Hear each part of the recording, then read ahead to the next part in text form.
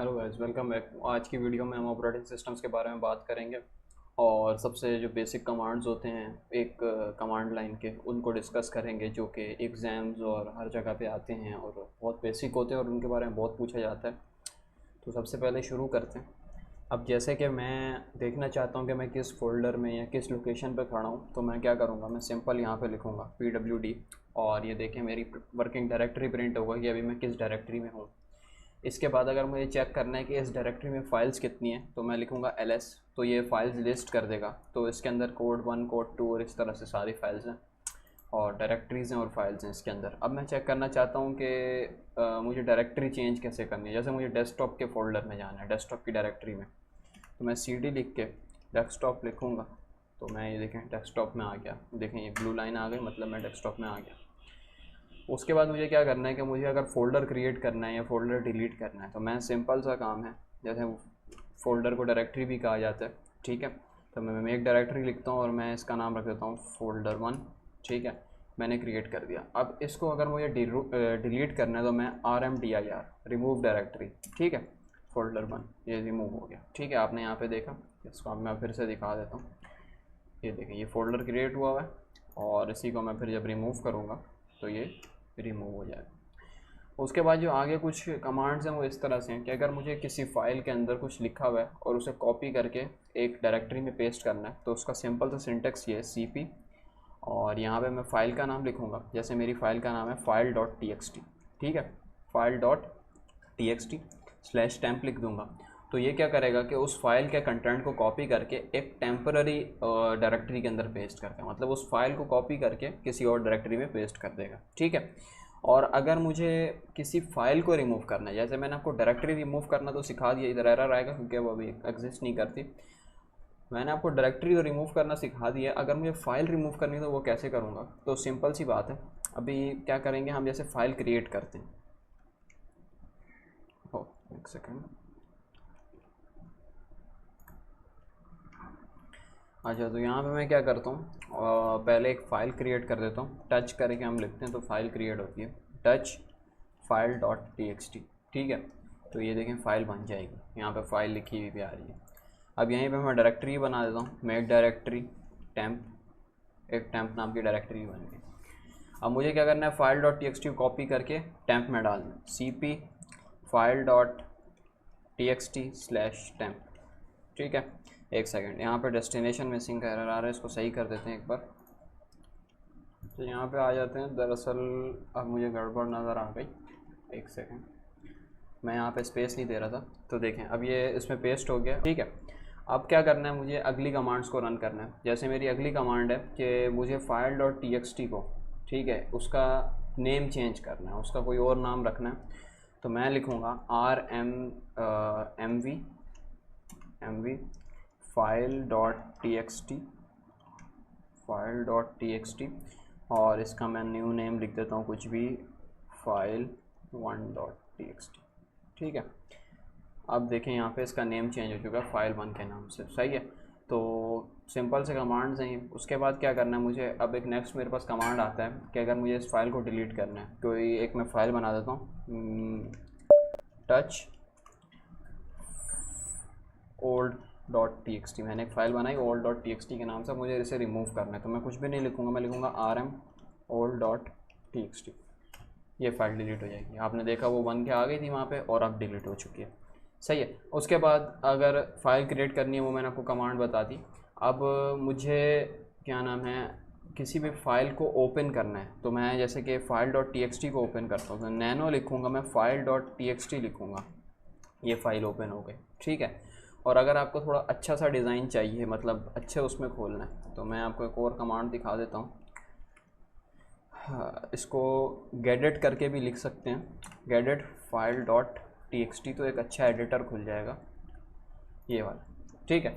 इस पर थोड़ा सा वो सही है। अब ये txt फाइल है, इसमें मैं कुछ भी लिख देता हूँ, मैं Ctrl+S कर देता हूँ, तो ये इसमें डेटा सेव हो गया। अब उसके बाद मुझे क्या करना है कि मुझे अपनी फ़ाइल के अंदर जो लिखा हुआ है वो प्रिंट करवाना है। तो उसका सिंपल सा कमांड है cat file.txt, सही है, उसी में सेव किया था। तो देखें ये सारा उसका कंटेंट जो है ना वो यहाँ पे पेस्ट हो गया। तो कैट से हम प्रिंट कराएंगे और गैजेट से हम एडिटर खोलेंगे या नैनो के थ्रू एडिटर खोलेंगे और उसमें जाके एडिटिंग करते हैं। तो ये सारे कुछ बेसिक कमांड्स हैं। उसके बाद कुछ और भी बहुत सारे मेन कमांड्स होते हैं, जैसे कि मुझे ये जो ls है, ये ls जो लिखा हुआ है मुझे नहीं पता इस कोड को, कमांड को कैसे यूज़ करना है। तो मैं मैन लिखूँगा, तो मैन ls लिखूँगा तो देखें उसका मैनुअल खुल जाएगा कि ये जो ls है ये लिस्ट डायरेक्टरी का कमांड है और इसमें इसको इस तरह से यूज़ करते हैं, इसमें ये ऑप्शंस होते हैं। जैसे कि मैं ls/a लिखूँगा तो ये कुछ और काम कर देगा, इस तरह से बहुत सारी चीज़ें होती हैं। ठीक है, तो ये ls का काम, ls का नहीं, मैनुअल का काम होता है। आप किसी भी कमांड का मैनुअल देख सकते हैं, आप cd का मैनुअल देख सकते हैं, आप मेक डायरेक्टरी का मैनुअल देख सकते हैं कि आपको अगर नहीं पता कि कमांड को कैसे यूज़ करना है तो हम ls की मदद ले सकते हैं। ठीक है, उसके बाद हमारे पास अगर मुझे ये पूरी स्क्रीन भर चुकी है, अब मुझे इसको क्लियर करना है तो मैं क्लियर लिखूँगा तो देखें पूरी साफ़ हो जाएगी। ठीक है, तो इस तरह से होता है। अब अगर मुझे किसी भी फाइल को देखना है कि मिसाल मेरे के अंदर कितने प्रोसेसेस, अगर आपने पढ़ा होगा ऑपरेटिंग सिस्टम से पहले प्रोसेसेस एग्जिस्ट करते हैं पीसी के अंदर, अगर मुझे वो देखना है तो मैं psaux लिखूँगा तो देखें मेरे पास ये सारे प्रोसेसेस आ रहे हैं।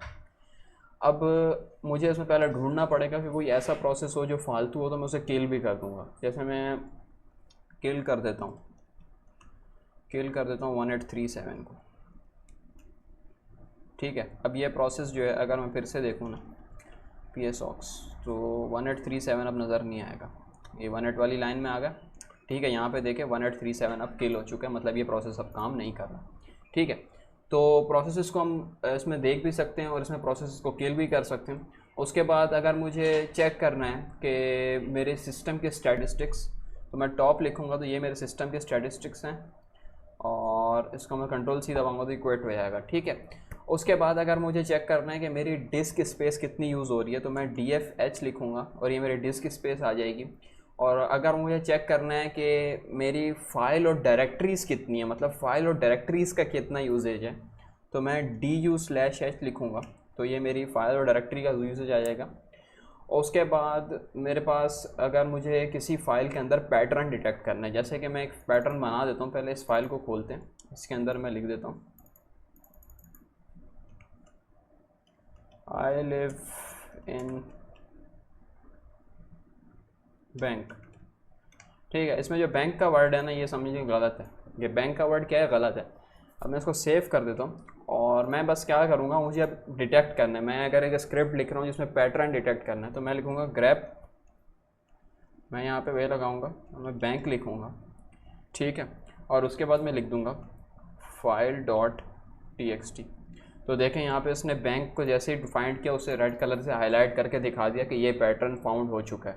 और मैं जितनी मरतबा ये बैंक लिखूँगा अपनी फ़ाइल के अंदर वो उस जगह पे जहाँ जहाँ पे भी बैंक होगा ये उसको रेड करके हाईलाइट कर देगा। तो ये इसका बहुत अच्छा फ़ायदा है।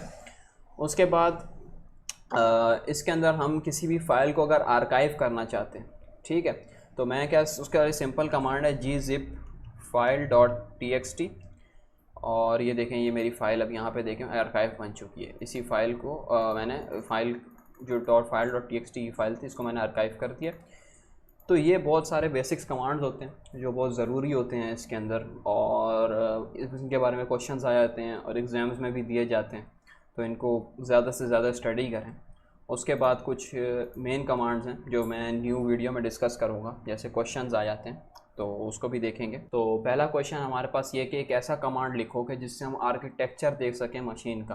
तो वो सिंपल सा कमांड है, आपने बस uname लिखना है /m लिखना है तो ये आपके मशीन का आर्किटेक्चर आ जाएगा। अब आपको देखना है कि आपके मशीन की इन्फो क्या है, मतलब उसकी CPU की इन्फो क्या है। ठीक है, तो आपने क्या करना है, कैट लिख के /cat/proc/CPU info। ठीक है, इस कमांड को रन कर एक सेकंड, इसे स्पेस देना ज़रूरी होता है। एक सेकंड,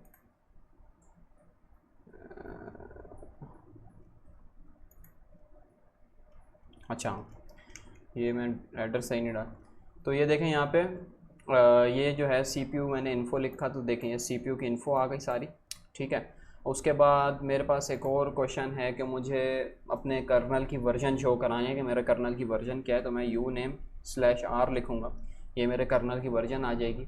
अब इसी तरह से अगर मुझे डेट चेक करनी है कि मेरी डेट क्या है तो मैं यहाँ पे डेट लिख दूँगा, एक सेकंड, डेट लिख दूँगा तो ये मेरी डेट आ जाएगी कि अभी मेरे पास डेट क्या है। इसको मैं सही भी कर सकता हूँ, चेंज भी कर सकता हूँ। बस मुझे फॉर्मेट आप गूगल पे जाके देख लीजिएगा कि क्या फॉर्मेट है, और उसके बाद सेट लिखेंगे आप। सेट लिख के आप आगे सूडो डेट लिख के, सूडो डेट की कमांड लिख के आप डेट चेंज कर सकते हैं। सही है। अब अगर मुझे किसी फाइल या डायरेक्टरी की डिटेल्स देखनी है तो मैं ls/l लिखूँगा और मुझे ये डायरेक्टरी की डिटेल्स आ जाएंगी कि मेरी डायरेक्टरी में एक file1 नाम की चीज़ है, एक file.txt है फाइल है, और एक temp का फोल्डर है, डायरेक्टरी है मतलब। सही है। अब अगर मुझे कोई हिडन फाइल देखनी है जिसको मेरे पीसी ने हाइड कर दिया, तो मैं क्या करूँगा, मैं वहाँ पे लिखूँगा ls/a, ये हिडन फाइल्स दिखाएगा। तो अभी तो हिडन फाइल्स यही हैं पीसी के अंदर, मतलब मेरे डेस्कटॉप के फोल्डर के अंदर। उसके बाद अगर मुझे वो फाइल्स चेक करनी है जिनके अंदर नंबर्स हैं, मिसाल के जिनके अंदर नंबर एग्जिस्ट करते हैं, तो मैं उनको कैसे चेक करूँगा, मैं लिखूँगा ls स्टार, एक सेकेंड, 0 to 9 स्टार। ठीक है। अब देखें यहाँ पे सिर्फ एक ही फाइल थी मेरे उसके अंदर जिसके साथ मैंने 1 लिखा हुआ था, file1.txt, तो उसने उस पैटर्न को सर्च किया और file1.txt को फाइंड करके प्रिंट करा दिया। तो एक ये कमांड है। उसके बाद हम क्या कर सकते हैं, files and directories containing numbers हो गया। इसके बाद मेरे पास नया क्वेश्चन है, create a directory called directory. तो मुझे एक डायरेक्टरी क्रिएट करनी है, मेक डायरेक्टरी1, एक सेकेंड। ठीक है। तो ये डायरेक्टरी क्रिएट हो गई dir1 के नाम से।